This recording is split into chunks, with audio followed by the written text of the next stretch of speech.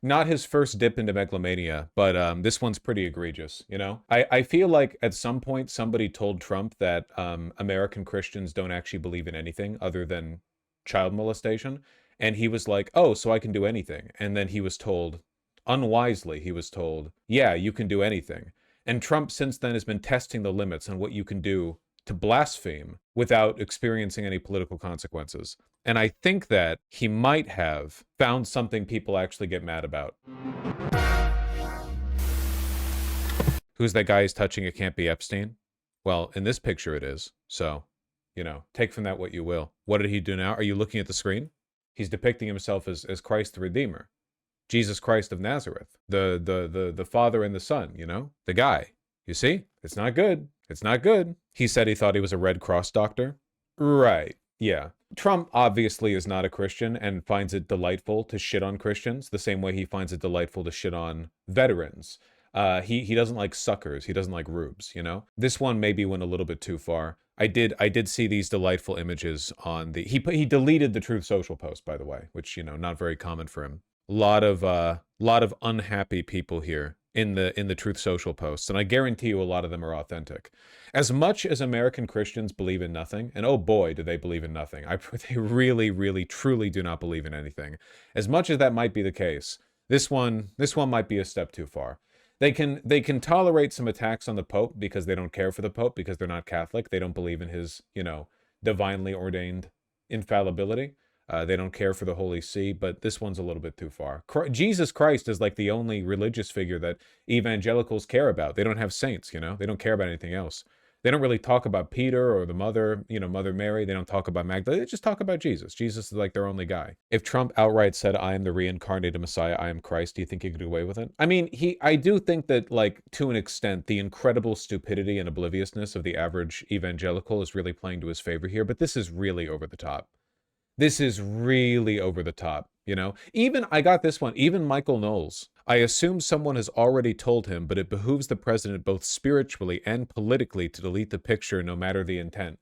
Which, you can kind of imagine him saying this through gritted teeth. I think it's very funny to me, because of course Michael Knowles is also not a real believer, but he probably did wake up and see that and think, holy shit, Trump is actually going to tank evangelical support for Christians. Evangelical support for Republicans. I didn't think it was possible, but I think he might actually do it. He does largely describe the Antichrist, yeah. Yeah, for sure. Paula White referring to Trump as God?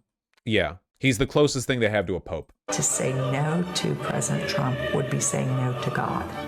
And I won't do that. And any tongue that rises against him will be condemned according to the word of God. It is God that raises up a king. It is God that sets one down. And so when you fight against the plan of God, you're fighting against the hand of God. This is pretty common evangelical rhetoric, but it's worth pointing out that also evangelicals say this about their local priest. Like, evangelical priests and mega pastors will say this about themselves while they fuck kids. It's pretty common. The idea that, like, if they're in power, it must be because God put them there. So if you disagree with them, you're disagreeing with God. That's pretty common. This is not as common. Typically, even evangelicals don't literally depict themselves as Christ. So, you know, it remains funny. He did delete the post. And he did, while standing next to a DoorDash lady who DoorDashed McDonald's as part of a promotional stunt by the campaign to advertise their no tax on tips plan. He did take a question on this. Did you post that picture of yourself depicted as Jesus Christ? Well, it wasn't depicted. It was me. I did post it, and I thought it was me as a doctor, and had to do with Red Cross as a Red Cross worker there, which we support. And only the fake news could come up with that one. So I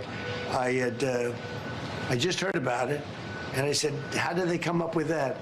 It's supposed to be me as a doctor making people better, and I do make people better. I make people a lot better. As an example, the 11,000, I understand your husband's going through treatment. Yes, sir. Yes, sir. He's going through some very serious cancer treatment, so yes, sir. This goes a long way. Yes, sir, it sure does. Yeah. That's the DoorDash lady. That's the DoorDash lady that he's talking to. Check out the amazing Tim quote tweet. Oh, thank God, I was worried Trump thought of himself as Jesus, but it turns out he's just retarded. Was worried for a second.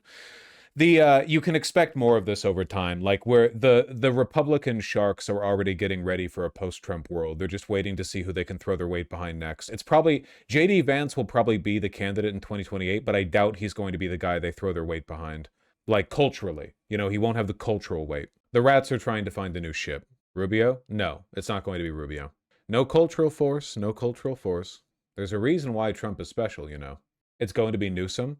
Actually, I think it's more likely that it would be Newsom than any of the current crop of Republicans, but we'll have to see. They need a narrative. They're aware of the fact that Newsom is a lot like Trump, a reasonably charismatic grifter who believes in nothing. So it's possible they might try to throw their weight on there.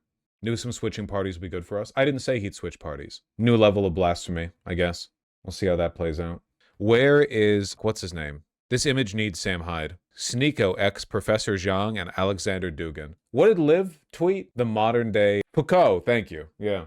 Epstein? No, I don't think he argued much with Epstein. X, not V? No, Sneeko is moderating the debate. Gotta go and watch this.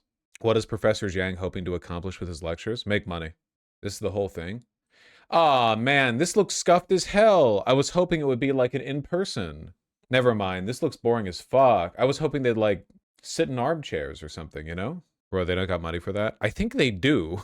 I mean, I guess it probably doesn't help that, like, Dugin might have some warrants against him in other countries. I'm not entirely sure. What is it with the manosphere and wearing black dress shirts? Do they not know it makes them look like a waiter? I don't get it. Didn't Dugin's daughter die in a car bombing years back? Hashtag beast mode. Pack watch. They think it's edgy to wear black shirts. It makes you look like either a waiter or a recently divorced older man trying to go back into dating by going to a club and hitting on girls 20 years younger than him. Black dress shirts look far better than white ones. For one, you're incorrect. For two, it depends on the context. For three, you don't have to wear a white one either. You could wear any color other than white or black. Black very clearly signifies either like edgy Spider-Man 3, the symbiote is taking over, or you're a waiter. It is very Paramore coded, 100%. Paramore, Evanescence, absolutely. But dressing like you're a member of Paramore does not make you look less like a divorced dad trying to hook up with, 20-year-old women at the club.